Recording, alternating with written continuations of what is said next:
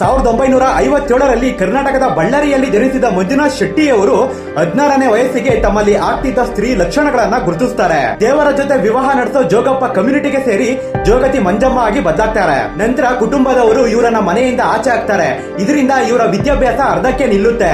ಕನಿಷ್ಠ ತಿನ್ನೋದಕ್ಕೂ ಊಟ ಇಲ್ಲದೆ ಭಿಕ್ಷಾಟನೆ ಸಹ ಮಾಡಿರ್ತಾರೆ. ಸೆಕ್ಸುಯಲ್ ಅಸಲ್ಟ್, ಸಮಾಜ ತಿರಸ್ಕಾರ ಇವೆಲ್ಲ ಬಾಧೆಯನ್ನ ತಡೆಯೋಕಾಗದೆ ಸೂಸೈಡ್ ಮಾಡ್ಕೊಳ್ಳೋ ಪ್ರಯತ್ನ ಮಾಡಿ ವಿಫಲವಾಗ್ತಾರೆ. ಇದೇ ಸಮಯದಲ್ಲಿ ಕಲ್ಲವ್ವ ಅನ್ನೋ ಗುರುಗಳು ಕರ್ನಾಟಕ ಜಾನಪದ ನೃತ್ಯ ಜೋಗತಿಯನ್ನ ಹೇಳ್ಕೊಡ್ತಾರೆ.